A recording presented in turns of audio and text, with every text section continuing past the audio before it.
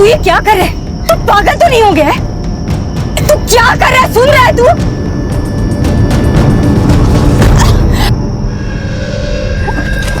तेरा दिमाग खराब हो गया क्या? पागल हो गया तू?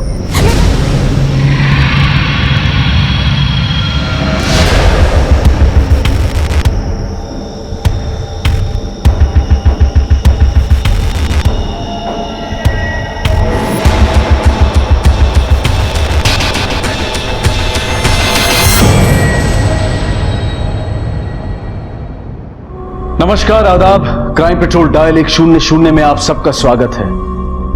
एक छोटी सी नसीहत सलाह कई बार किसी के जीवन में बहुत बड़ा बदलाव ला सकती है, पर अक्सर लोग दूसरों की नसीहत पर विचार किए बिना ही उसे ठुकरा देते हैं। लेकिन जो लोग आपको प्यार करते हैं, आपकी भलाई चाहते हैं, वो बार बार आपको नसीहत देते रहेंगे, आपको समझाने की कोशिश करते रहेंगे कि आप गलत रास्ते पर हैं। और कई बार उनका ये भलाई करना, ये नसीहत देना ही उनके लिए खतरनाक साबित होता है। यहां भी कुछ ऐसा ही हुआ।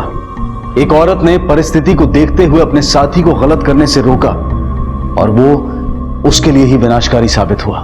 विक्रम! कैसर! विक्रम!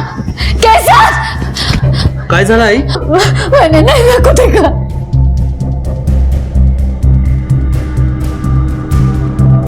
फिर तूने नाम लिया उस मनुष्य का? हाँ? नाक कटाकर भागी थी यहां से 3 साल पहले। आज भी लोग हमारे मुंह पे थूक रहे हैं। आज के बाद अगर नाम लिया ना उसका तो जुबान काट दूंगा तेरी। चल। आई! चल। आई! कैसर! मैं सच कह रहा हूँ, मैंने नैना को देखा है, वो लौट आई है, मैंने देखा उसको बाजार में। आई शांताराम, प्लीज रडू नका। नैना आई है, मैंने देखा है नैना को। तो भाभी ने हद कर दी। इतनी देर हो गई अब तक नहीं आई। अल्लाह कसम, ये बच्चा क्या मेरे भरोसे पैदा किया है? उसका फोन भी नहीं लग रहा है। मेरा तो जी घबरा रहा है। मैं कभी तक आई क्यों नहीं? अब वो आएगी भी नहीं।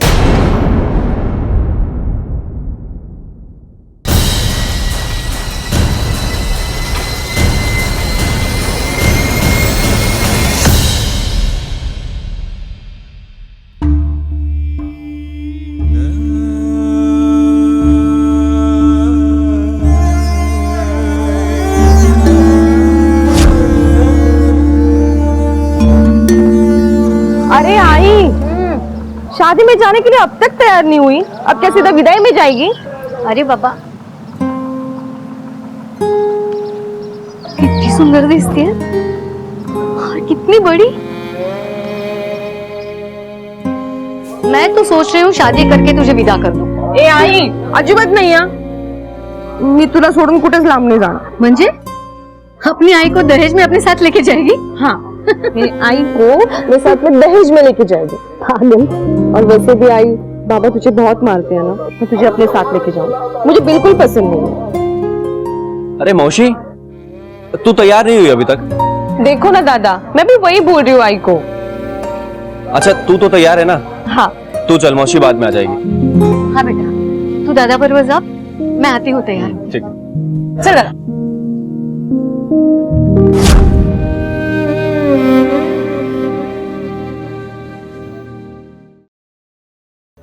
आई आई रोडू नका ना, मैंने आपके लिए काढ़ा बनाया है। आई को अब जब नैना को देखूंगी तभी ठीक हो जाऊंगी। वो सच में लौट आई है, मैंने देखा है उससे, वो लौट आई है। आई शांताराम, ये बात कल सुबह हम लोग शहर जा रहे हैं। वापस आने से पहले अपना ये नाटक बंद कर ले। केसर, इकडे ये।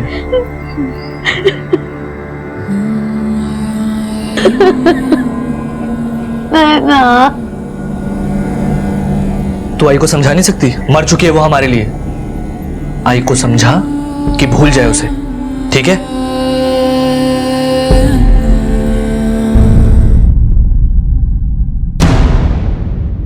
साहब, मेरी ननद नैना 3 साल से गायब है। 3 साल से आपकी ननद गायब है, तो अचानक आज कंप्लेंट लिखवाने का ख्याल कहां से आया? वो सब कल शाम मेरी सासू माँ ने उसको चौक वाले मार्केट के यहाँ पे देखा था। नैना, नैना, नैना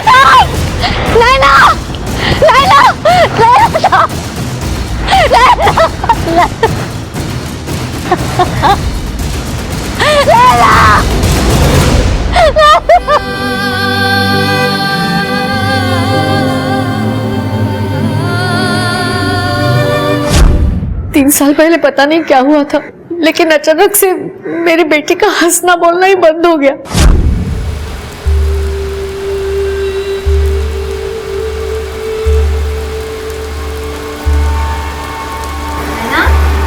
ले, तेरे लिए खीर बनाई है, खा के बता तो। नहीं नहीं, मन नहीं कर रहा।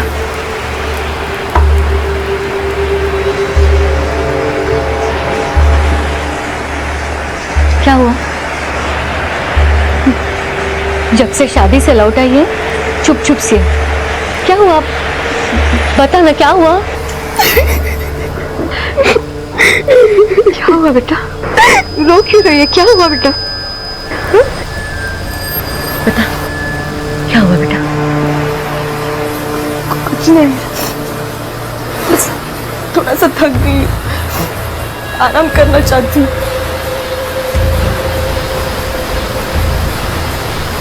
तुझे तो बुखार भी है। देख, बुखार की गोली खा और सो जा। हाँ? मन करे तो खीर खा लेना, रोना नहीं। नैना, चाह गेगा?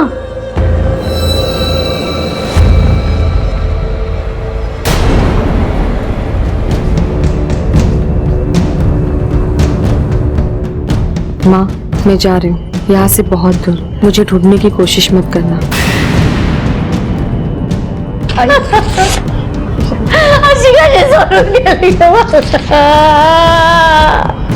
आज के बाद नैना का नाम इस घर में कोई नहीं लेगा। नैना हमारे लिए मर गई। मेरी बेटी मुझे छोड़कर नहीं जा सकती साहब। आयशा, नहीं जा सकती। देखिए, आप चिंता मत कीजिए, आप रोइए मत, घर जाइए, हम आपकी बेटी को ढूंढने की पूरी कोशिश करेंगे।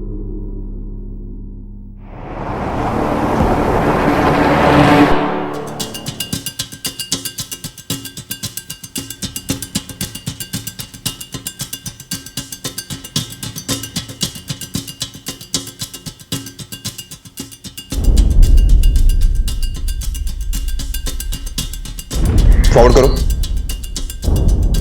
रुको, जूम करो। पवार, इस ऑटो की सारी इंफॉर्मेशन निकालो। Okay sir. किसी अपने को खोने से बड़ा दर्द और कुछ नहीं हो सकता। एक तरफ कोल्हापुर में नैना नाम की एक लड़की गायब थी, तो वहीं दूसरी तरफ मुंबई में हूबहू नैना की तरह से दिखने वाली महक नाम की लड़की गायब थी। पहली नजर में देखो तो ये दोनों लड़कियां एक ही दिखती हैं, पर क्या ये वाकई में एक ही हैं, या फिर ये एक जैसी दिखने वाली दो अलग अलग लड़कियों के गायब होने की कहानी है। एक तरफ नैना की मां गंगा को 3 साल बाद भी अपनी बेटी के वापस आने की उम्मीद थी, तो वहीं दूसरी तरफ महक की सास नौशीन भी अपनी बहू को लेकर परेशान थी। तो क्या इन दोनों औरतों का इंतजार खत्म होने वाला था, या फिर किसी अनहोनी की दस्तक थी ये पूरी वारदात? पुलिस ने गंगा के कहने पर नैना की तलाश शुरू कर दी। एक मां 3 साल बाद फिर से अपनी बच्ची को पाने के लिए बेचैन हो उठी थी, और वहीं दूसरी तरफ महक का मासूम बच्चा भी अपनी मां का इंतजार कर रहा था। तो क्या अब एक मां का अपनी बेटी से और एक बच्चे का अपनी मां से मिलने का इंतजार खत्म होने वाला था, या फिर अब भी उन्हें और इंतजार करना था?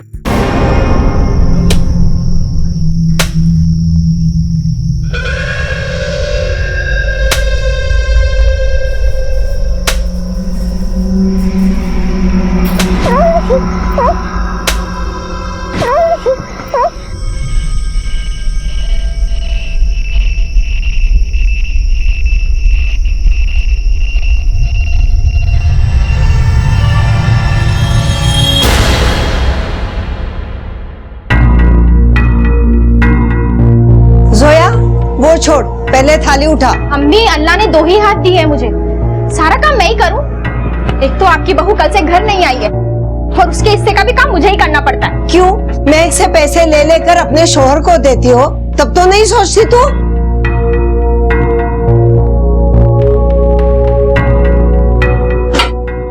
अरमान, तू बताता क्यों नहीं? मैं गई कहाँ है? कहीं तेरा उसके साथ झगड़ा तो नहीं हुआ? कल सुबह भी तू उसके साथ लड़ रहा था। मैं तंग आ गई तुमसे और तुम्हारे उस काम से। हाँ, जब तुम्हें जरूरत थी तब तो मैं बड़ा पसंद था ना, और मेरे काम से भी कोई तकलीफ नहीं थी।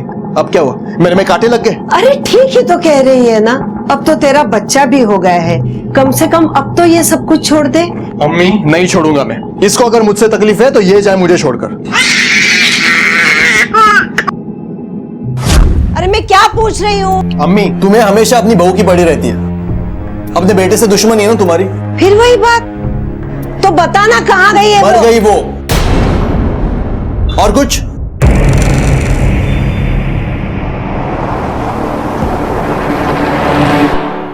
हाँ साहब, कल मैं चौक की तरफ से एक सवार लेके गया था। पवार, तुम्हारे ऑटो में ये लड़की बैठी थी? याद नहीं आ रहा साहब। अच्छा ये बताओ कि तूने उसे छोड़ा कहां था?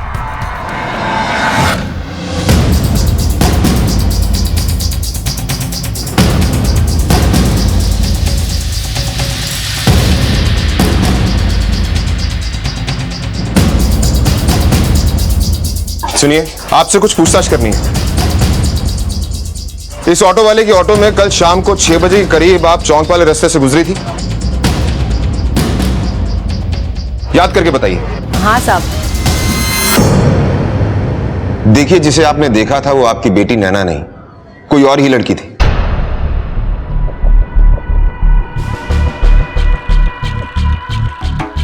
लगा था मेरा इंतजार पूरा हो गया, मेरी बेटी लौट आई। अब तो डर लग रहा है, उसे देखे बिना ही मेरी आंखें बंद हो जाएंगी। अगर ऐसी ही बात थी तो 3 साल पहले आपने कंप्लेंट क्यों नहीं की? साहब, हिम्मत ही नहीं हुई। मेरे पति और मेरे ससुर बहुत गुस्से वाले हैं। उनको अगर आज भी पता चला कि हम लोग यहाँ पे आए हैं तो वो लोग हमें जान से मार देंगे। साहब, मेरी बेटी को ढूंढ निकालिए, मेरी बेटी को ढूंढ निकालिए साहब, उसे ढूंढ निकालिए। पवार, इस नैना की तलाश जारी रखो, हो सकता है कोई क्लू मिल जाए कि वो कहाँ है। एक माँ को उसकी बेटी मिल जाएगी। एक काम करो, इसकी फोटोग्राफ सारे पुलिस स्टेशन में भिजवा दो और अपने सारे खबरियों को अलर्ट कर दो। Yes sir. एक माँ की अपनी बेटी से मिलने की आशा एक बार फिर अधूरी रह गई। उसकी आंखें अपनी बेटी का चेहरा देखने के लिए तरस रही हैं, उसके कान अपनी बेटी की खैर खबर सुनने के लिए तरस रहे हैं। एक डर भी है उसके मन में कि क्या ये इंतजार कभी खत्म भी होगा या नहीं, कहीं उसके साथ कोई अनहोनी तो नहीं हुई। ऐसे में इंसान अपने आप से लड़ता है, और गंगा भी पिछले 3 सालों से इसी भंवर में फंसी हुई थी। कबीर, अम्मी आ जाएगी, अम्मी आ जाएगी। कबीर, दूध पी लो। अम्मी, भाईजान से पूछना। अब तो मुझे भी डर लग रहा है, भाभी कल से घर नहीं आई है। लाई से तो मुझे दे दे। उसकी तबीयत खराब है इसलिए काम पर नहीं आ रही। किसका फोन था? मैक के दुकान वालों ने फोन करके परेशान कर दिया है। उसके बॉस का फोन था। सच सच बता, मैं कहाँ है? तुझे मेरी कसम। कल मैं गया था उसकी दुकान पर, उसे मना नहीं।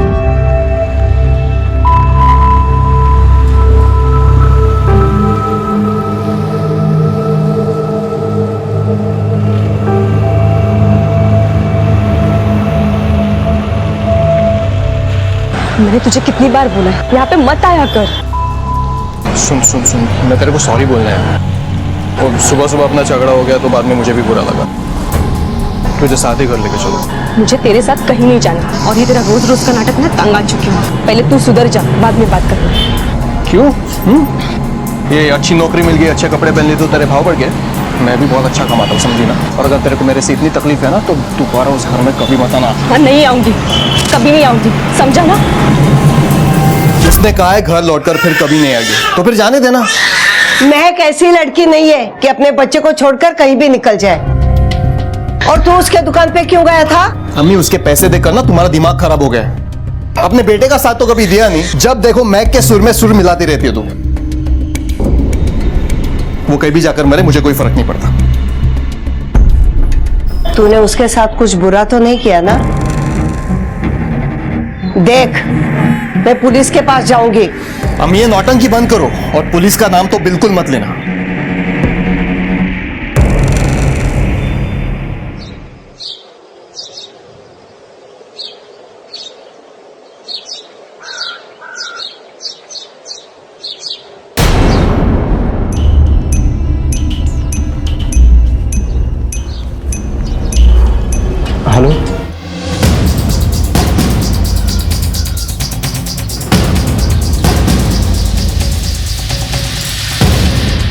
कुछ देखो।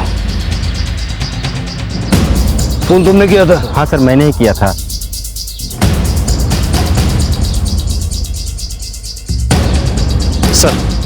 सर लाश इतनी बुरी तरह से जल चुकी है कि आदमी की है कि औरत की बताना मुश्किल है। लगता है लाश को जलाया गया इसलिए गया ताकि उसकी पहचान ना हो सके। जरा आसपास देखो, कोई सुराग मिलता है क्या? Yes sir.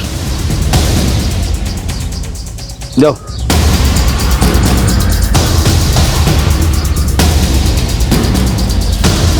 सर, ये पर्स मिला है।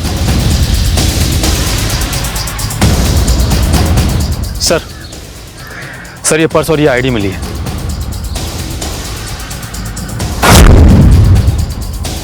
बॉडी को पोस्टमार्टम के लिए भेजो। Yes sir. महक खान।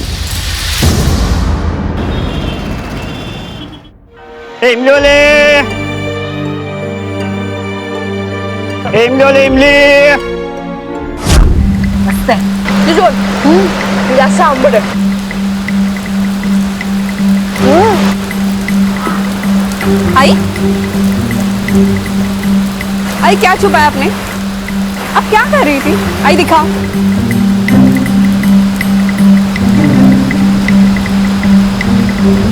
इमली। आई आपको पता है ना कि आपको इमली खाना मना है। बाबा ने देखा तो डांटेंगे आपको, और आपका गला भी तो खराब होता है। बाबा का बस चले ना तो वो हमें यहाँ पे घर पे ही बांध के रखे, अरे कुछ करने ही नहीं देते। तू नहीं बिगड़ा आई को। तू क्यों जल रही रे माँ बेटी से? जल कुकड़ी गई की तुझे खानी है?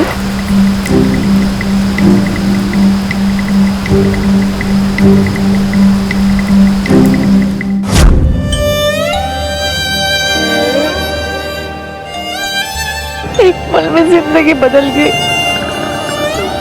नैना, मेरी सारी खुशी आपने साथ ली है।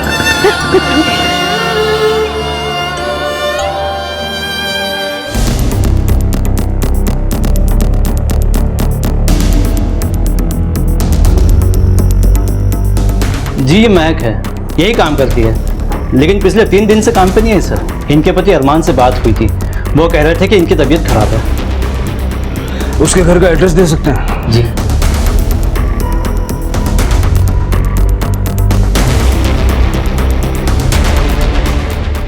लेकिन सर, आप क्यों पूछ रहे हो महक के बारे में? एक लाश मिली है, हो सकता है कि महक की हो।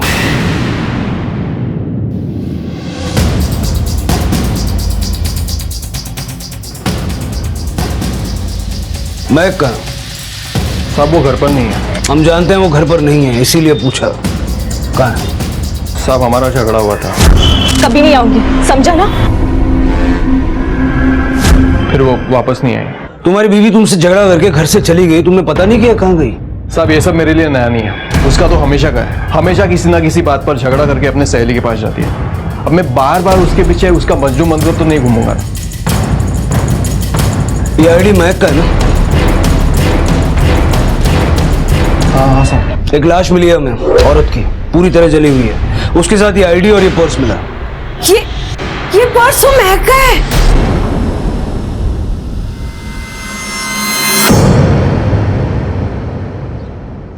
सर इस बॉडी की इनिशियल पोस्टमार्टम रिपोर्ट आ गई है। बॉडी इतनी बुरी तरह से जल चुकी है कि पोस्टमार्टम रिपोर्ट में सही एज बता पाना भी मुश्किल है। डिटेल टेस्ट के लिए बॉडी को फॉरेंसिक में भेजा गया है। और हाँ सर, विक्टिम की नी रिप्लेसमेंट सर्जरी हो चुकी है, क्योंकि उसके बाएं पैर में नी रिप्लेसमेंट कैप लगी हुई है। उस नी कैप के सीरियल नंबर से उसके मैन्युफैक्चरर से कांटेक्ट करो, पता करो कि ये सर्जरी किस हॉस्पिटल में हुई। Okay sir. और हाँ सर, महक के कॉल डिटेल्स भी आ गई है। उसने लास्ट बार कॉल अपनी फ्रेंड सुमन को किया था, और महक का लास्ट बार फोन उसी लोकेशन पर ऑफ हुआ था। सुमन से बात करो। हाँ सर, महक यहाँ आई तो थी। सुमन, मुझे कुछ समझ में नहीं आ रहा, मैं उसको कैसे समझाऊं?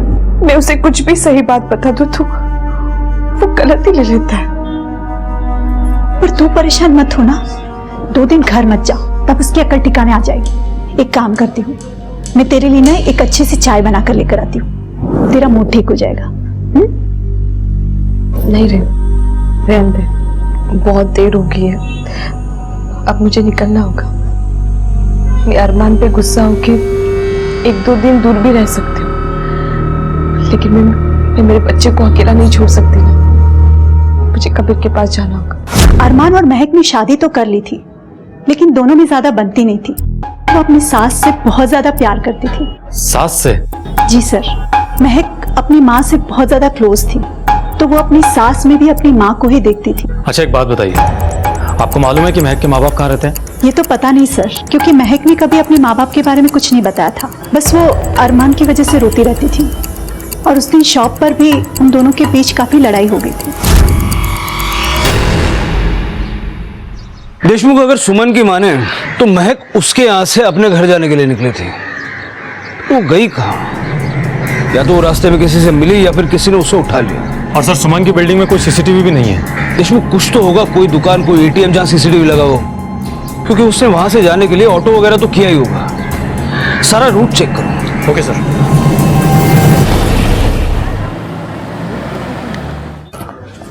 सर नाग्या है, अरमान के बारे में कुछ इन्फॉर्मेशन देना चाहता है। भेजो। Okay sir. साहब वो अरमान है ना साहब, वो एक नंबर का चाप्टर आदमी है साहब। वैसे ही में गैर कानूनी शराब का धंधा है उसका। नहीं साहब, मैं सच बोल रहा हूँ। मुझे नहीं पता मैक के घुटने का कोई ऑपरेशन हुआ था। उसने मुझे रोती हुई, मैंने उसे खाना दिया, सहारा दिया। बाद में हमारे बीच में प्यार हुआ, फिर हमने निकाह कर लिया। मैंने उसे पूरी इज्जत दी साहब। हमारा एक बच्चा भी है। हमेशा लड़ता रहता था तू उसके साथ। उस दिन दुकान पे तेरा झगड़ा हुआ, सबने देखा। वो घर वापस नहीं आई और तूने पुलिस को नहीं बताया। क्यों? क्यों? साहब मैं बगैर लाइसेंस के देसी दारू बेचने का धंधा करता था साहब। इसी डर की वजह से मैं आपके पास नहीं आया। महक हमेशा मुझसे कहती थी कि मैं काम छोड़ दूं। इस बात को लेकर हमारे बीच में अक्सर झगड़े होते थे साहब। लेकिन इस वक्त मुझे सचमुच पता नहीं है महक कहाँ है। गैर कानूनी शराब बेचने के जुर्म में इसे अरेस्ट करो।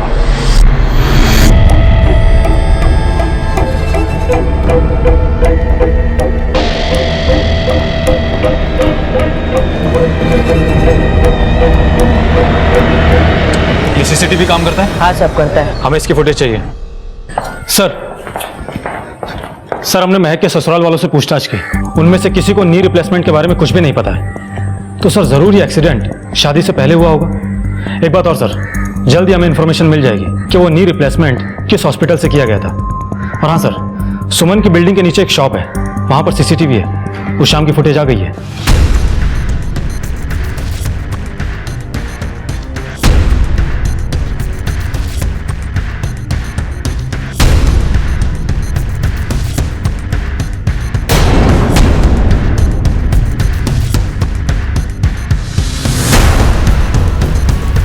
तो महक की सास है ना, ये यहाँ क्या कर रही है? रिश्तों के ताने बाने को समझना आसान नहीं होता। कहते हैं कि रिश्ते विश्वास की डोर से बंधे होते हैं, लेकिन विश्वास की ये डोर इतनी नाजुक होती है कि इसे टूटते देर नहीं लगती। कई बार जिनके साथ हम अपनी दुनिया बांट रहे होते हैं, उन्हीं के हाथों हमारी दुनिया खत्म हो जाती है। नौशीन इतने दिनों से यही नाटक कर रही थी कि वो महक के लिए परेशान है। उसे नहीं पता कि वो कहाँ है, लेकिन सीसीटीवी फुटेज से यह साफ था कि वो महक से मिलने गई थी। कुछ तो था जो वो छुपा रही थी, लेकिन क्या? उस दिन आप अपनी बहू से मिलने उसकी सहेली सुमन के घर गई थी? नहीं साहब। करड़े दाखवा।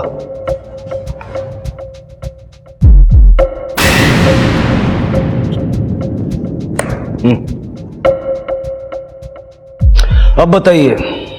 हाँ साहब, मैं गई थी। अरे अम्मी आप, मैं तो घर ही जा रही थी। बेटा घर आने की कोई जरूरत नहीं है। इस अरमान का दिमाग ना ठिकाने नहीं है। तू आएगी फिर लड़ेगी। आज तेरा मैका होता ना तो तुझे मनाने के लिए गिड़गिड़ाता हुआ आता। तू एक काम कर, 2-4 दिनों के लिए अपने सहेली के घर रहे। मैं अरमान को देखती हूँ, ठीक है बेटा? बेटा तुम्हारे पास थोड़े पैसे हैं और अपना ख्याल रखना, ठीक है? लेकिन उसके बाद वो कहाँ चली गई मुझे नहीं पता। महक रहने वाली कहाँ की थी? कुछ तो बताया होगा उसने। कुछ पता नहीं साहब, हमने पूछा लेकिन उसने कभी नहीं बताया। साहब वो दिल की बहुत अच्छी थी, सबका ख्याल रखती थी, इसीलिए हमने उसे कभी कोई सवाल नहीं किए। वो यहाँ आई, मेरे बेटे से मिली और उन दोनों को प्यार हो गया तो हमने निकाह पढ़वा दिया। अब वो कहाँ से भागकर आई, क्यों भागकर आई, मुझे कुछ भी पता नहीं। लेकिन साहब उसमें एक अजीब बात थी। उसे बिंदी लगाने का शौक था जो हम लोगों में लड़कियां नहीं लगाती।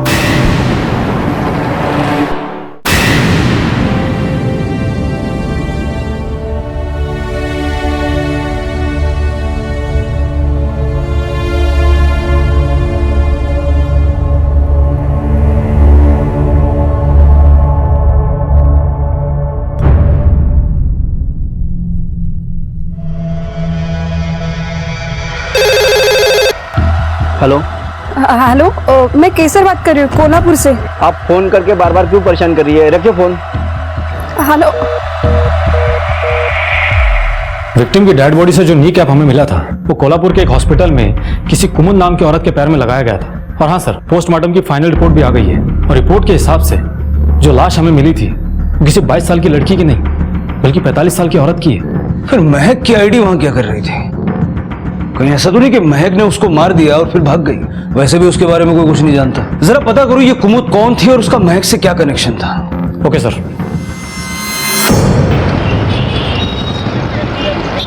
सर, हम यहाँ एक औरत के बारे में पता करने के लिए आए हैं जिसका नाम कुमुद है और उसकी पूरी तरह से जली हुई लाश हमें मुंबई के मीरा रोड इलाके में मिली है। और उसकी लाश के पास किसी महक नाम की लड़की की हमें आईडी मिली है और हमेशा कहा कि इस लड़की ने कुमुद का मर्डर किया है। ये तो हूबहू नैना की तरह दिखती है। तबा? हाँ सर, ये तो नैना ही है। नैना? लेकिन इसका नाम तो महक है। देशमुख, हमें पूरा यकीन है कि ये नैना ही है। इसी गांव की लड़की है, 3 साल पहले गायब हो गई थी। इस पुलिस स्टेशन में इसकी मिसिंग कंप्लेंट भी दर्ज है। सर, हम भी बहुत दिनों से इस लड़की के बारे में पता करने की कोशिश कर रहे हैं लेकिन अभी तक कुछ भी पता नहीं चला है। सोचने वाली बात यह है कि कुमुद नाम की औरत के साथ इस लड़की की क्या दुश्मनी हो सकती है? अच्छा सुनो, ये कुमुद कहाँ रहती है? सर वो उधर।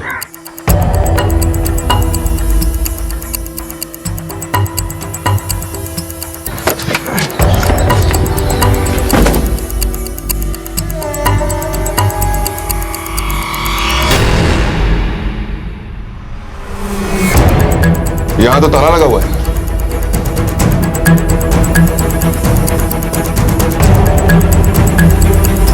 सुनो। हाँ सर। ये घर कुमुद का है ना? यहीं रहती है ना वो? लेकिन वो तो 2 साल हो गए यहाँ पर नहीं रहती, अब कहीं मुंबई में रहती है। मुंबई में कहाँ? साहब ये तो पता नहीं, लेकिन आगे उनके रिश्तेदार का घर है, आप वहाँ पूछ लीजिए। ये बक, ट्रैक्टर से काम झाले। कल खेत में उसको घुमा ले एक बार। केसर चांद रे बाबा। हाँ, बराबर होता है कि नहीं? एक है।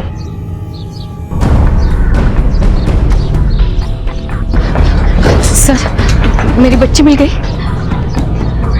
पहले आप लोग ये बताइए कि कुमुद आप लोगों की रिश्तेदार है ना? हाँ, मेरी सगी बहन। अच्छा एक बात बताइए, उनके घुटने का ऑपरेशन हुआ था? 5 साल पहले उसका एक्सीडेंट हुआ था। लेकिन हुआ क्या है? उनका मर्डर हो गया है और उनकी लाश के पास हमें आपकी बेटी की आईडी मिली है जो शहर में महक बन के रह रही है।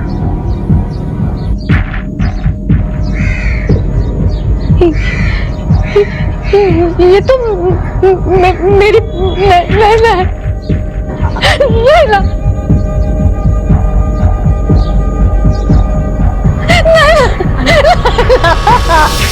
इस एक खुलासे ने पुलिस इन्वेस्टिगेशन की दिशा ही बदल दी। कल तक पुलिस ये मानकर चल रही थी कि महक यानी कि नैना का कत्ल हुआ है, पर आज सबूत ये कह रहे थे कि महक जिंदा है और शायद ये कत्ल उसी ने किया है। और गंगा जिसे ये तो पता चल गया था कि उसकी बेटी नैना इतने साल तक महक बनकर कहां रह रही थी, लेकिन वो ये मानने को बिल्कुल तैयार नहीं थी कि उसकी बेटी किसी की जान ले सकती है। क्या वाकई महक कातिल थी या वो भी किसी अनहोनी का शिकार हो चुकी थी? नहीं साहब, मेरी बेटी किसी का खून नहीं कर सकती। तेरी बेटी कुछ भी कर सकती है। पहले हमारा मुंह काला करके उस मुसलमान के साथ भाग गई और अब ये सब। वो यहाँ से किसी के साथ में भागी नहीं थी बल्कि अरमान उसे मुंबई में मिला था। साहब, मेरा जी बहुत घबरा रहा है। नैना यहाँ से जाने के बाद भी मुझे रोज फोन करती थी, आई की तबीयत के बारे में जानने के लिए, और उसने अरमान के बारे में मुझे सब बताया था। लेकिन पिछले कुछ दिनों से उसका फोन नहीं आ रहा है साहब। नैना कहीं भी हो, आई के बारे में जाने बगैर नहीं रह सकती साहब। उसने एक नंबर दिया था इमरजेंसी के लिए, लेकिन पिछले कुछ दिनों से वो भी नंबर बंद आ रहा है। आप जानती है नैना क्यों भागी थी? कुमुद के साथ उसका कोई झगड़ा हुआ था? नहीं साहब, नैना तो मावशी से बहुत प्यार करती थी, और वो क्यों भागी थी ये तो नहीं पता, लेकिन वो किसी के साथ नहीं भागी थी। कुमुद मुंबई में कहाँ रहती है? अपने बेटे संतोष के साथ मीरा रोड रहती है। जो भी हुआ, नाक तो कटाई ना उसने हमारी। घर छोड़ के भागने की क्या जरूरत थी? कोई नाक नहीं कटाई उसने, आप लोगों के डर की वजह से वो कभी बोल नहीं पाई। लेकिन इस गांव में कुछ गलत हुआ था उसके साथ। क्या गलत हुआ था और किसने किया? ये तो नहीं बताया उसने, और किसने किया था ये भी नहीं बताया, बस रोती रहती थी।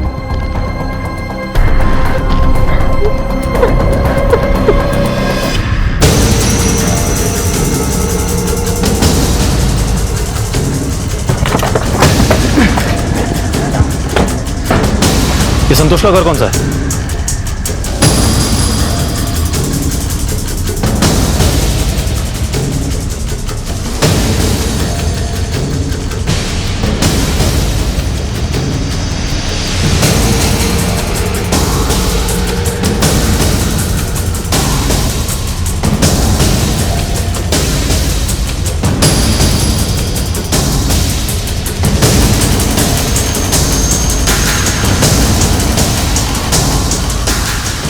करड़े सर, पास में से किसी को बुलाओ, खुदवाओ इसे।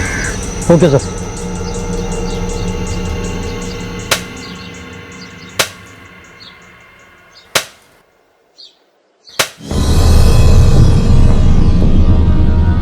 एक मिनट, ये गोनी को बाहर निकालो।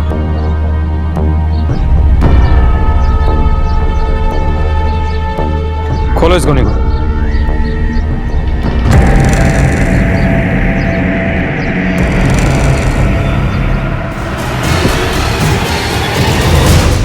सर इकडे।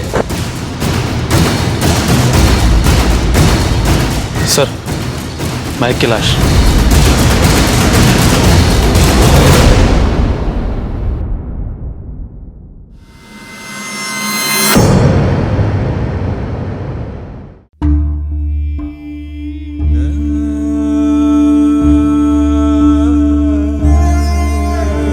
नैना, नैना,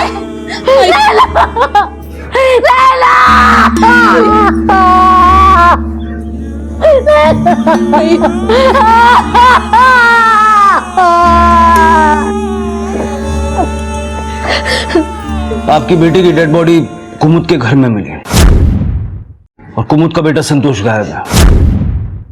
हमें पूरा शक है कि आपकी बेटी को संतोष ने मारा है।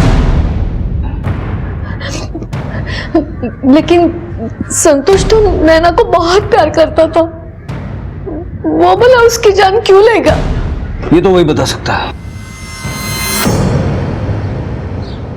मादर को बोलो फॉलोअप करें। Okay sir. सर, ये रहे संतोष के कॉल डिटेल्स। वो महक के टच में था ही नहीं सर, मैंने पता किया है। संतोष के और 4 नंबर हैं। वो चोरी चकारी हेरा फेरी का काम करता है, लेकिन उसका असली पेशा सुपारी लेना है, और उसके इस काम में उसकी माँ भी उसका साथ देती है। एक और इन्फॉर्मेशन है सर, संतोष अपने एक नंबर से महक की नाना जोया के टच में था।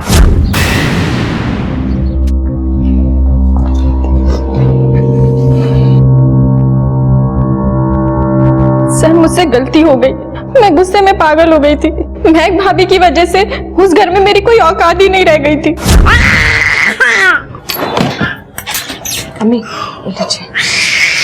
अरे जोया देख तो सही, बच्चा रो रहा है। क्यों? ये अपना बच्चा भी नहीं संभाल सकती क्या? क्यों? तेरे पति ने तुझे घर से निकाल दिया तो बार बार महक से पैसा लेकर ये सोचकर तू उसे देती है कि वो वापस बुला लेगा। अब जब तक यहाँ है अपनी भाभी का बच्चा भी नहीं देख सकती। मेरी हालत नौकरों वाली हो गई थी। मेरे शौहर ने भी ताने मार मार कर मुझे घर से निकाल दिया कि मैं किसी काम की नहीं हूँ, 2 पैसे नहीं ला सकती। तुम संतोष से कैसे मिले? सर, मैंने उसे महक भाभी के साथ मार्केट में देखा था।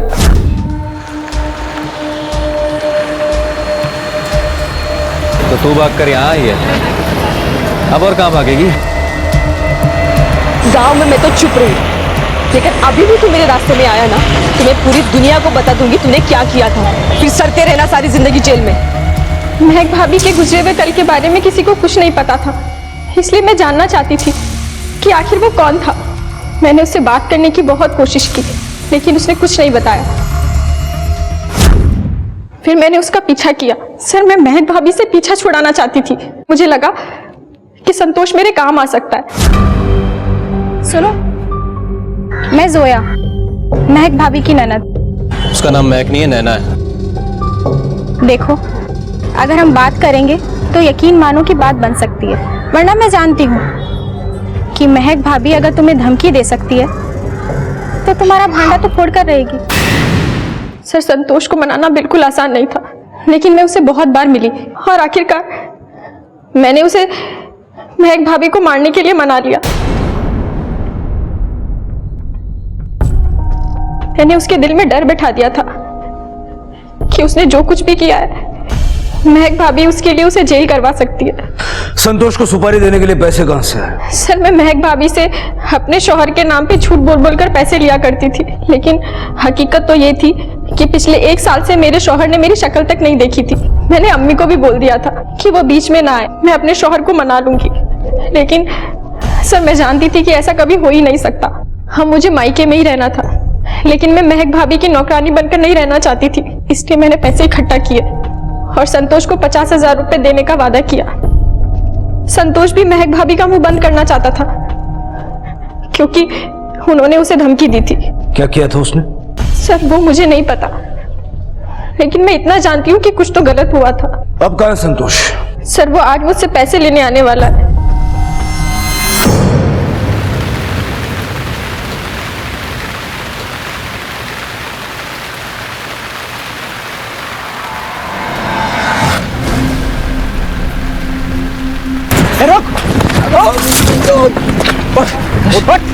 लेके चलो सर। हाँ साहब, मैं नहीं मारा था उसे, मुझे धमकी दे रही थी साहब। जोया ने भी मुझे सुपारी दी थी उसे मारने की, इसलिए मैंने उसे मार दिया। मैंने उसका पीछा किया साहब, बहुत दिनों तक। रोज उसका ऑटो से पीछा करता था, उसे पता नहीं चलता था।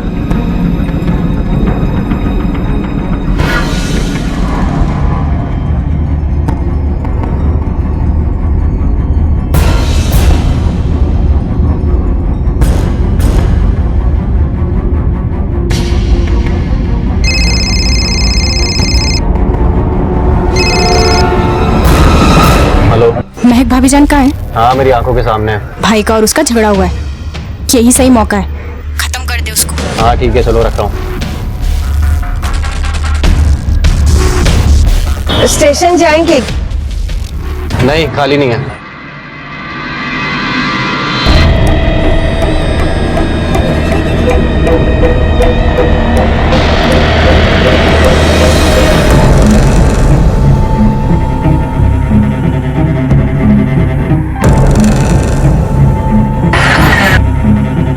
रिक्शा,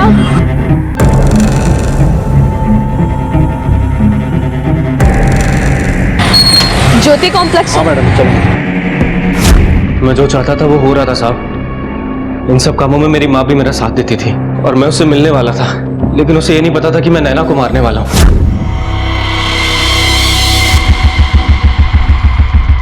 अरे भैया, क्या कर रहे हो आप?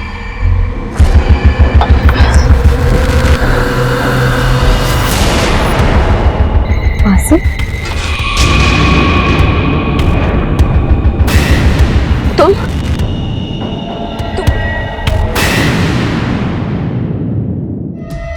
नैना, तू ये क्या कर रहे है? तू अपनी बहन को मारेगा? देख, मैंने तुझे अभी तक साथ दिया, लेकिन मैं वापस करने नहीं दूंगी। तेरा दिमाग खराब हो गया क्या? आज तक तेरे सारे गलत काम में मैंने तेरा साथ दिया, लेकिन इस पे नहीं। नैना मेरी बेटी जैसी, कितना प्यार करती है मुझे, तू उसे मारेगा? इससे बाद में मारूंगा, पहले तुझे मारूंगा। तेरी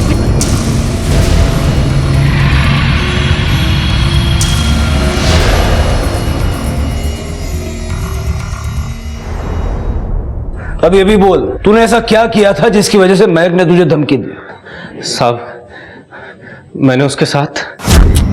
ये आई भी ना कितना टाइम लगाती है। ये देखो दादा, हम लोग यहाँ पे आई को ढूंढने आए और आई वहां पे शादी में चली गई। आई भी ना, चलो हम भी निकलते हैं। नैना, दादा क्या हुआ दादा? नैना वो दादा दादा क्या कर रहे हो? नैना, मैं तुझे बहुत पसंद करता हूँ। साबू मुझे बहुत बहुत अच्छी लगती थी, इसलिए मैंने उसके साथ।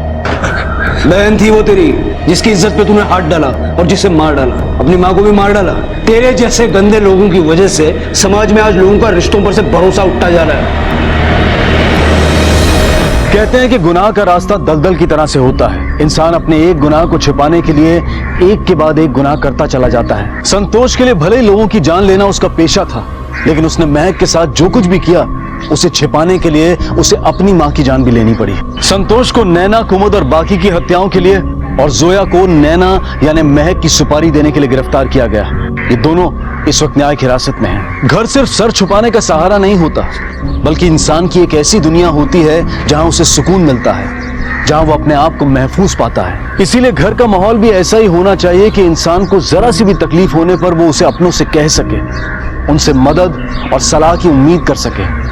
और अगर वाकई में ऐसा होगा तो यकीन मानिए बहुत सारे गुनाह सर उठाने से पहले ही दम तोड़ देंगे। देखते हैं हमारे आज के एपिसोड की दूसरी कहानी।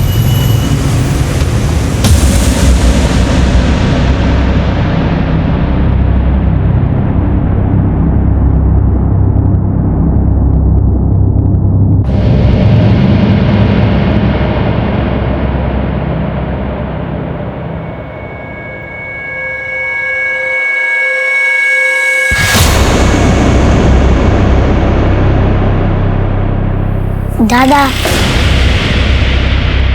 तू क्या क्या कर रहा है? मुझे भी आना है। तू कहाँ आ रहा है मेरे पीछे पीछे? घर जा। नहीं, मैं भी आपके साथ आऊंगा। नहीं, तू घर जा, घर जाके आई का ध्यान रख, ठीक है? मैं जिस काम के लिए जा रहा हूँ बहुत मुश्किल है।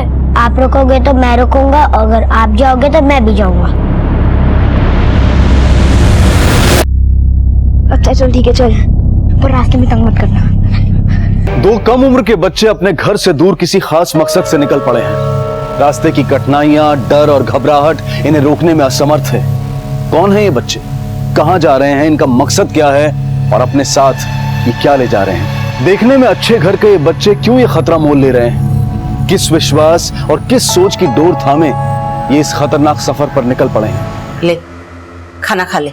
मुझे नहीं खाना। कोई खाने से नाराज होता है क्या? अगर हरिदास आया और मुझे पूछा तूने खाना खाया क्या, तो मैं क्या बोलूंगी?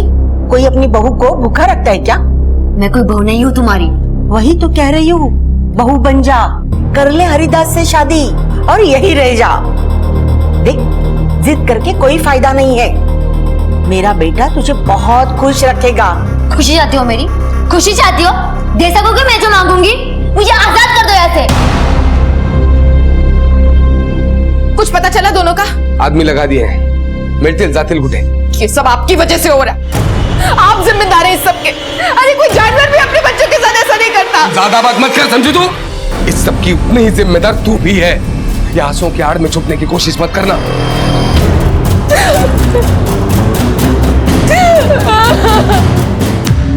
दादा, मैं बहुत थक गया हूँ, क्या हम थोड़ी देर बैठ सकते हैं? चल, यहाँ पे बैठ।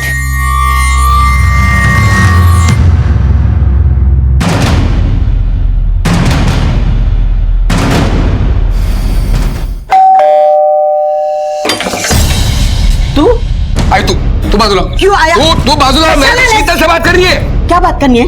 देख, तेरा यहाँ आना ठीक नहीं है, तो अपना घर परिवार संभाल। मेरे को मत सिखा तू। अरे उन्हीं के बारे में बात करनी है।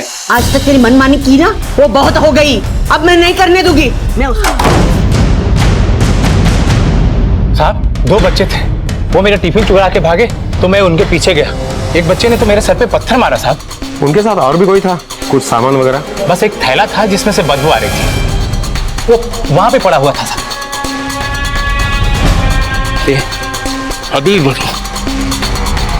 सड़े हुए मांस की बदबू आ रही है।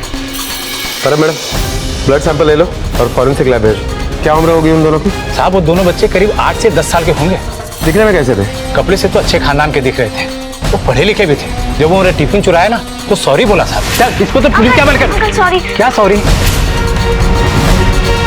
पता है ना अगर उन्हें पकड़ देते तो कितनी मार पड़ती। दादा भूख लगी थी इसलिए चुरा लिया। पर मैं नहीं खाऊंगा, तू ही खा ले। अगर आप नहीं खाओगे तो मैं भी नहीं खाऊंगा। दादा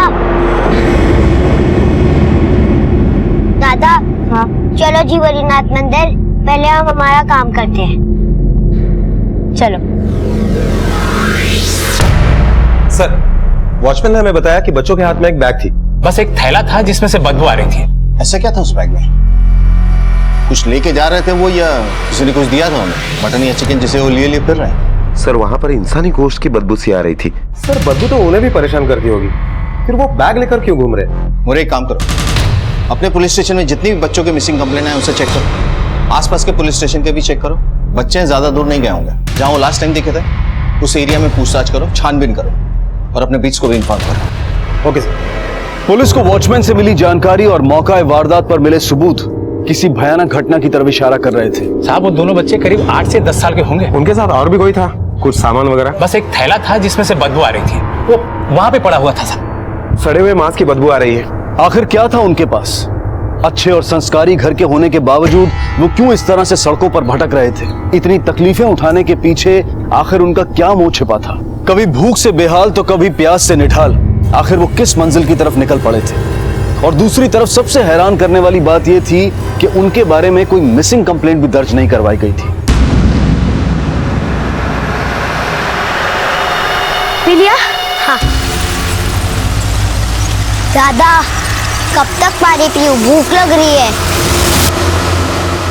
देख सर्वेश, मेरे पास कोई पैसे नहीं है, बस के टिकट के भी पैसे नहीं है, इसलिए हमें जितनी जल्दी हो वहां तक पहुंचना है। दादा कुछ तो करो, मुझे बहुत भूख लग रही है। मैं कुछ सोचता हूँ।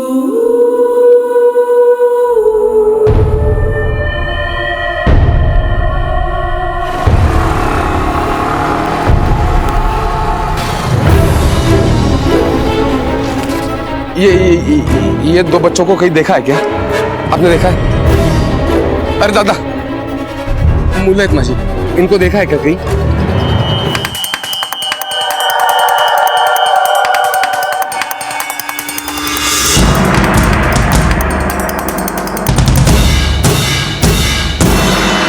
देख, मुझे पता है तूने बच्चों को कहां और क्यों भेजा है। मैं किसी को नहीं बताऊंगी, बस मेरी बात मान ले, मेरी बहू बन जा। माँ जी सुन हो।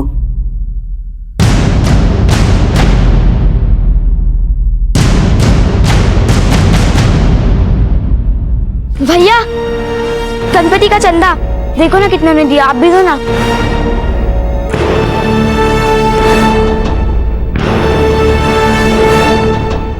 सर फॉरेंसिक रिपोर्ट आ गई है। हमारा शक बिल्कुल सही निकला। जो खून के सैंपल मिले हैं वो इंसानी खून के ही है। इसका मतलब है किसी मरे हुए इंसान की बदबू। मुझे ऐसा क्या हो सकता है इस बैग में? किसी इंसानी जिस्म का टुकड़ा या? सर समझ में नहीं आ रहा है कि ये बच्चे ऐसा कर क्यों रहे हैं। एक बात तो साफ है कि ये मामला जैसा दिख रहा है वैसा है नहीं। हो सकता है किसी के खून से जुड़ा हो। एक काम करो, अपने सारे नेटवर्क को एक्टिवेट कर दो। ऑटो स्टैंड, रेलवे स्टेशन, सब जगह चौकसी बढ़ाओ। ये बच्चे हमें किसी भी हाल में मिलने चाहिए। Okay sir. आपने कितनी देर लगा दी थी, इसलिए मैं आपको ढूंढने निकल गया था। मैं बहुत डर गया था। ये आई पानी क्यों ने?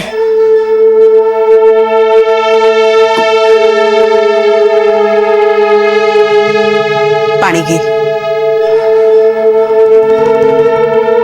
मानी कि नहीं हो शादी के लिए? समझाया तो बहुत है, लगता है मान जाएगी। अगर सीधी तरह से नहीं मानेंगे तो मुझे टेढ़ा होना पड़ेगा।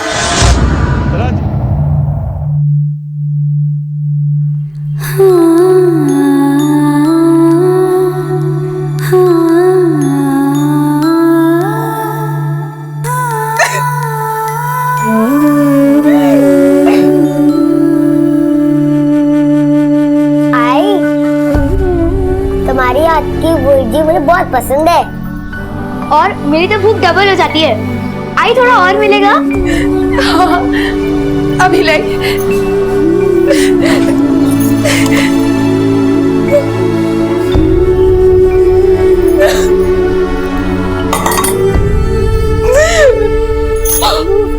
चौकन्नी हो गई और बच्चों पर भी खतरा बढ़ने लगा था। पंडारीनाथ और उसका भाई हरिदास खुद बच्चों को ढूंढ रहे थे, लेकिन वो पुलिस की मदद क्यों नहीं लेना चाहते थे? अपने बच्चों को अच्छे संस्कार देने वाली, उनको याद करके उन्हें रोने वाली उनकी माँ यशोदा खामोश क्यों थी? इस सब की उतनी ही जिम्मेदार तू भी है। ये आंसुओं की आड़ में छुपने की कोशिश मत करना। नमस्कार, Hingoli police station, sub inspector Vinay More बोलते हैं।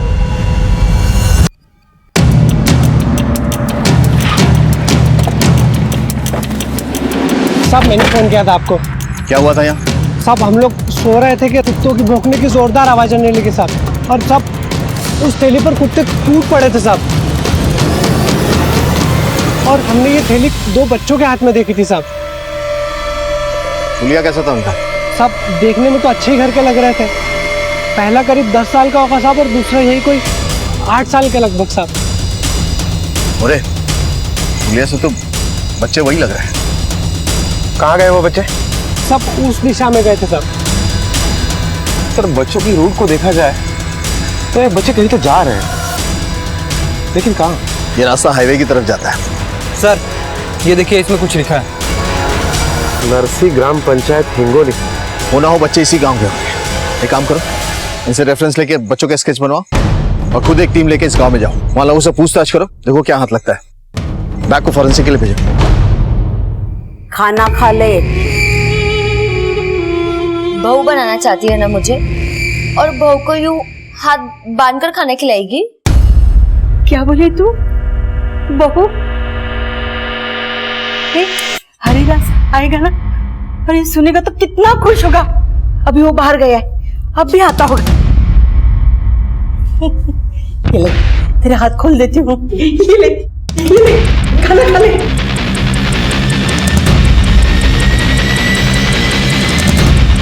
आई पानी आना। अरे देवा विसरले आता अंटे।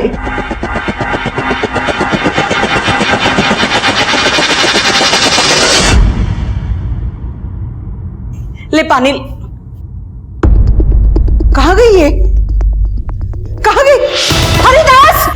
हरिदास! हरिदास शीतल भाग गई। हरिदास! अरे कोई है?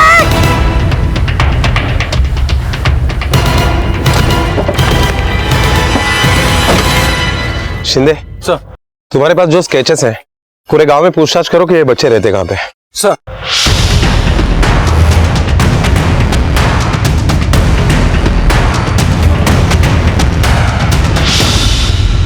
हो साहब, ये तो अपने साटव के लड़के हैं, विजय और ये सुरेश। अच्छा, ये साटव रहता कहाँ पे? इधर से दाहिनी तरफ, बड़ा बंगला उसका ही है।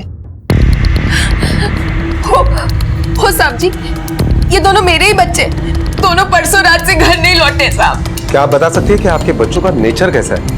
मेरा बड़ा बेटा विजय बहुत सयाना लड़का है, अपने छोटे भाई सर्वेश का बहुत ध्यान रखता है। दोनों में बड़ा प्यार है साहब, एक दूसरे के बिना जी नहीं सकते। आपके बच्चे 2 दिन से गायब है और आप लोगों ने उनकी मिसिंग कंप्लेंट तक नहीं करवाई। और आपके पति पंडरीनाथ कहाँ है इस वक्त? साहब वो अपने छोटे भाई हरिदास के साथ दोनों बच्चों को ढूंढने के लिए निकले। आपके बच्चों की फोटोग्राफ्स है आपके पास? हो सर। दादा हम जीवरीनाथ मंदिर कब पहुँचेंगे? अभी तो बहुत दूर है सर्वेश। वहाँ जाता ही हमारा काम पूरा हो जाएगा ना? शीतल आंटी ने तो कहा था कि वहाँ पहुँचते ही हमारा काम हो जाएगा।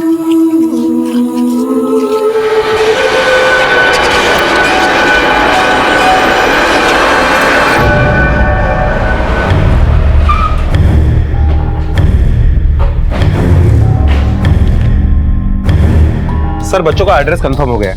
बच्चे पास ही के नरसी गांव के। ये रहे उनके फोटोग्राफ। सर बच्चों के बाप का नाम पंडरीनाथ है और पंडरीनाथ का एक छोटा भाई है हरिदास। पंडरीनाथ की वाइफ यशोदा से हमारी बातचीत हुई और उसके मुताबिक पंडरीनाथ और हरिदास बच्चों को ढूंढने के लिए बाहर गए।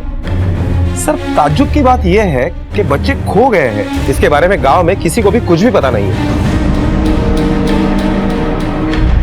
ये बच्चे भाग क्यों रहे हैं और कहाँ जाना चाहते हैं ये तो तभी पता चलेगा जब ये हमारे हाथ में आए। Hello. Okay okay. Sir Pandharinath घर पर वापस आ गया है। बुलाओ से। Yes sir.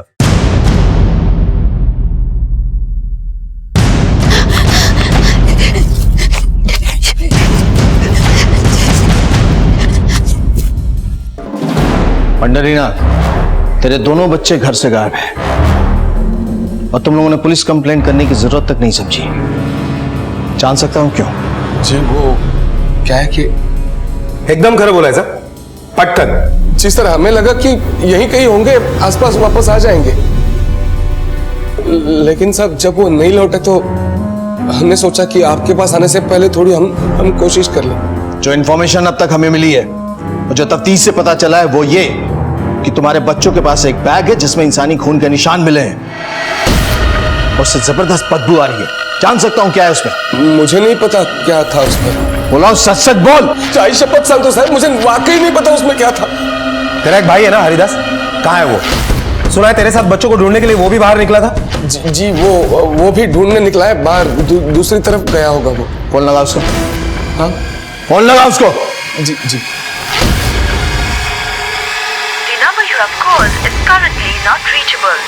जी सर, फोन नहीं लग रहा है उसका, वो आउट ऑफ कवरेज बता रहा है, दूर गया होगा कहीं। तेरी बीबी का फोन खराब है, तेरा फोन नहीं लगता और अब तेरा भाई नेटवर्क क्षेत्र से बाहर है। एक बात को ध्यान रखना पंडरीनाथ, कानून से खिलवाड़ करने वाले को कानून अपने नेटवर्क में जरूर ले लेता है। तेरे भाई का फोन लगे या वो घर पर आए, हमें तुरंत इन्फॉर्म करना। जी सर। और कितने लोग रहते हैं तेरे घर में? वो मेरी आई है रखुआ भाई, वो हरिदास के यहाँ रहती है। अपने भाई का नंबर लिखवा दे। जी।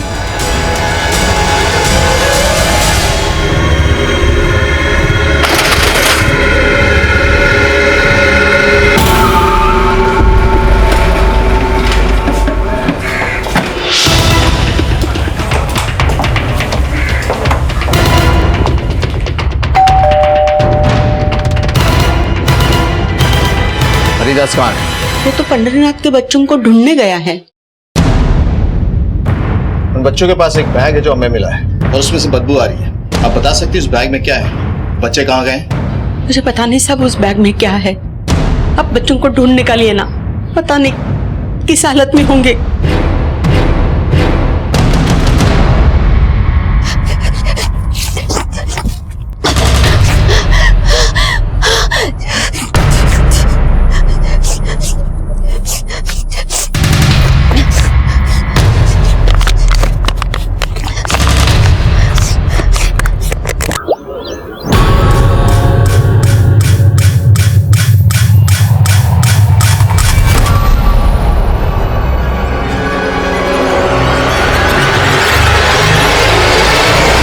पंडरीनाथ और उसके घर वालों का बिहेवियर कुछ अजीब नहीं लग रहा है आपको? मुझे ऐसा लग रहा है कि पंडरीनाथ और उसके घर वाले हमसे कुछ छुपाना चाहते हैं। इस पंडरीनाथ के छोटे भाई हरिदास को कुछ पता चला? नहीं सर। सर, अभी अभी एक खबर मिली कि नरसी गांव के पास के जंगल में एक डेड बॉडी मिली है।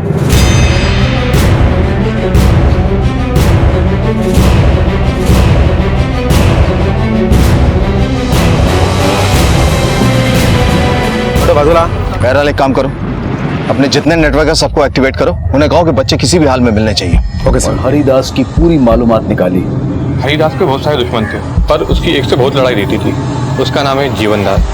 पहले बच्चों का किसी खास मकसद से अपने घर से निकल जाना, फिर उनके पास किसी इंसानी खून और मांस की बदबू का मिलना इस केस को संगीन बनाए हुए था। क्या शीतल बच्चों के बारे में कुछ जानती थी? इतनी तकलीफों के बावजूद बच्चे जीव हरिनाथ क्यों जाना चाहते थे, वो भी एक इंसानी मांस का टुकड़ा लेकर? सवाल कई थे, लेकिन पुलिस बड़ी सावधानी से इस केस के हर पहलू की जांच कर रही थी। नमस्कार शिर्के साहब, जीवन राव। काय साहब, गांव में खून होता है, खूनी को पकड़ने के बदले आप इज्जतदार आदमी को स्टेशन बुलाते हो। पिछले 2 दिन से तुम कहां थे? अरे साहब, मैं तो गांव में था ही नहीं। आप चाहे तो कोणाला पण विचारूंगा। पंडरीनाथ। कैसे? सर सुना है, ऐसा बोलना नहीं चाहिए। राम राम राम। सर हरिदास एक लड़की को खरीद के लाया है, उसी के चक्कर में दोनों भाइयों में महाभारत छिड़ी है।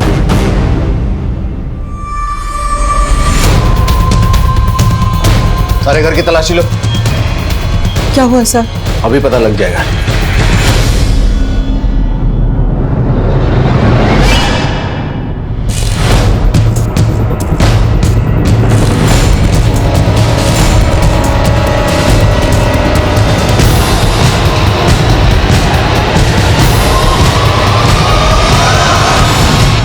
सर, लड़की को कुछ कपड़े मिले हैं, ये चूड़ियां और ये कान की बाली और ये रस्सी।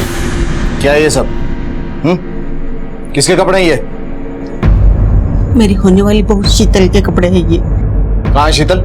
तुम्हारा बेटा मारा जा चुका है और जिसे तुम बहू बनाने वाली हो वो घर से गायब है। चल क्या रहा है यहाँ? बहू लाने के सपने देख रही और बेटा ही हाथ से निकल गया। हरिदास बड़े अरमानों के साथ उसे लाया था शादी करने के लिए, लेकिन वो मान ही नहीं रही थी। उस लड़की के आने की बाद बच्चे घर से भाग गए। तुम्हारा बेटा उसे कहाँ से लेके आया था? भूबल गांव से। उस लड़की की तस्वीर है? हाँ है। लेके आओ। मुरे, इस लड़की की तस्वीर अपने नेटवर्क में जितने भी खबरी है ना उन तक पहुंचाओ। हरिदास के कत्ल की गुत्थी सुलझाने के लिए उस लड़की का पकड़ा जाना बहुत जरूरी है। Okay sir. ये तस्वीर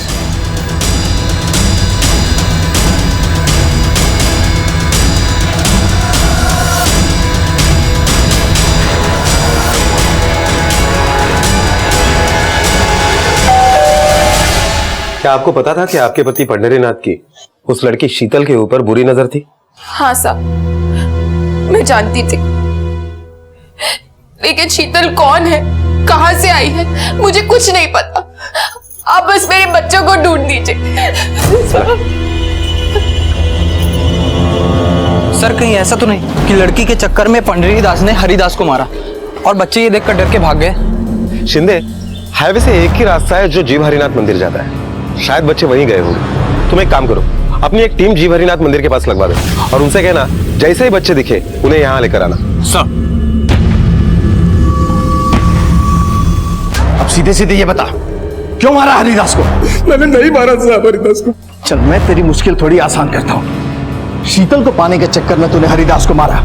अब ये बता शीतल कहाँ है? कहाँ छुपा के रखा उसे? हरिदास शीतल से शादी वादी कुछ नहीं करना चाहता था सर। उसने खरीद के लाया था शीतल को, 4 दिन मजे करके बाद में बेच देता उसे, लेकिन मेरे बच्चे गायब होने के तुरंत बाद ही शीतल भी गायब हो गई। मुझे लगा कि हरिदास ने उसे कहीं छुपा दिया है और उसे ढूंढने का नाटक कर रहा है वो। अब जब हरिदास की भी लाश मिली है साहब, तो मतलब साफ है ना उस शीतल ने मारा है हरिदास को।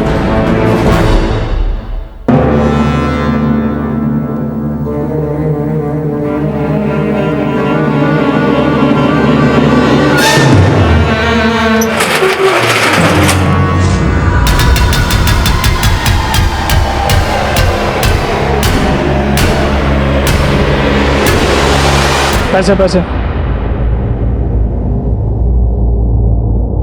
पैसे पैसे नहीं है मेरे पास। पैसे नहीं है तो क्या फोकट में चल रहा है गाड़ी क्या? ओ हेलो भाऊ, ये लड़की पैसे नहीं दे रही है। अरे रुक।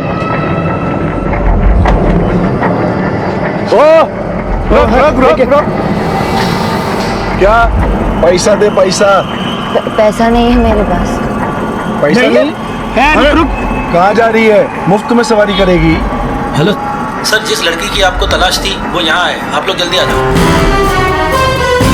बच्चे अपनी मरी हुई बहन की लाश लेकर आए थे। उनका यह विश्वास था कि उनकी मरी हुई बहन को जीव हरिनाथ में दोबारा जीवन मिल सकता है। साहब मेरे पति को बुलाइए। साहब मुझे उनसे बात करनी है, वो मुझसे बहुत प्यार करता है। कहाँ रहता है तुम्हारा पति? सब बाबुल गाँव। अरे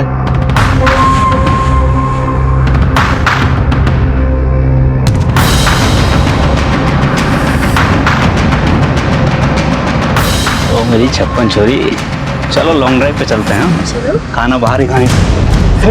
लॉन्ग ड्राइव? मैंने ही शीतल को बेचा था हरिदास के हाथों। जब मुझे पता चला कि हरिदास का खून हो गया है तो मैं आप लोगों की तहकीकात की जानकारी के लिए पुलिस स्टेशन आया जाया करता था साहब। साहब ये आप क्या कह रहे? ऐसा बिल्कुल नहीं हो सकता। मेरे पति मुझसे बहुत प्यार करते हैं, वो ऐसा कभी नहीं करेंगे। मैं जानता हूँ कि तुम्हारे साथ बहुत बुरा हुआ है। सारी बात खुल के बताओ मुझे। हरिदास को क्यों मारा तुमने?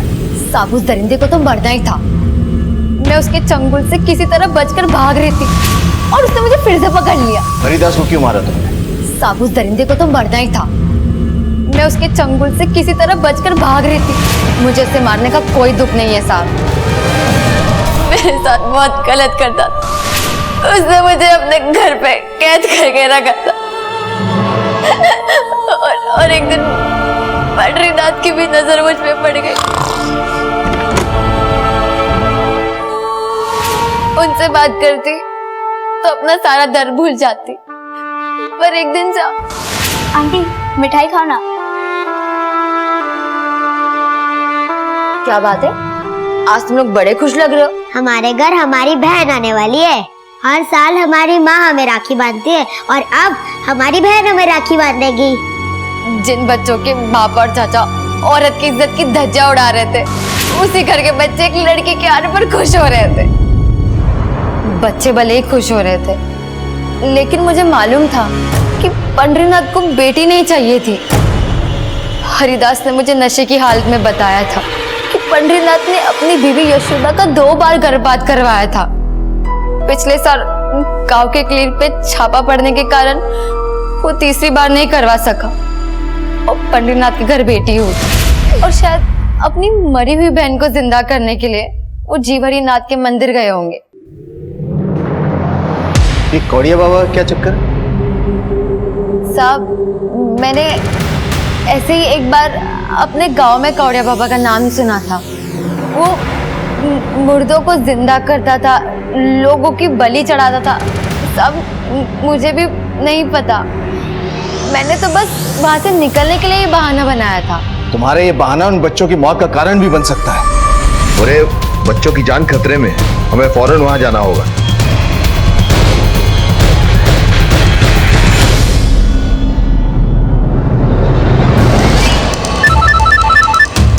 हेलो, मैंने यहाँ पता किया है, बाबा मंदिर में नहीं अपनी कुटिया में मिलेंगे।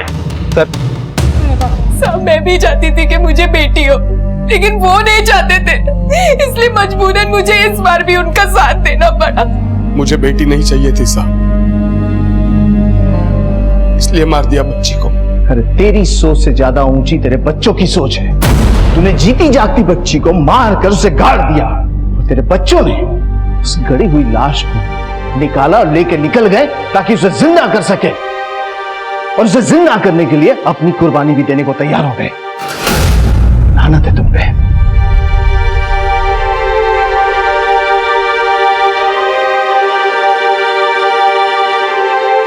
आज भी हमारे समाज में औरतों को खरीदा और बेचा जाता है। कभी उन्हें मां की कोख में तो कभी मां की गोद में मार दिया जाता है, और मर्दानगी का दावा करने वाले ये भूल जाते हैं कि उन्होंने भी एक औरत की कोख से ही जन्म लिया है। औरत मर्द के खिलाफ ना जाए, उसके खिलाफ कोई आवाज ना उठाए, चुपचाप घर बसा ले, बेटे पैदा करती रहे, इसी सोच ने खुद औरत को औरत का दुश्मन बना दिया।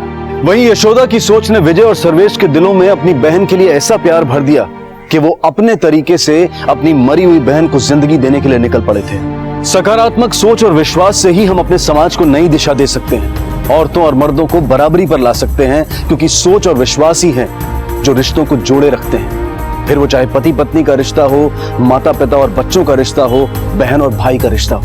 इसी विचार के साथ अब मैं अनूप सोनी आपसे विदा लेता हूं। फिर मुलाकात होगी अगले एपिसोड में एक और चौंका देने वाले केस के साथ। तब तक अपना और अपने परिवार का ख्याल रखें और देखते रहें क्राइम पेट्रोल डायल 100। सबक एक को सीख हम सबको। जय हिंद। इस तरह के और भी एपिसोड देखने के लिए हमारे चैनल को सब्सक्राइब करें और बेल आइकन दबाना ना भूलें।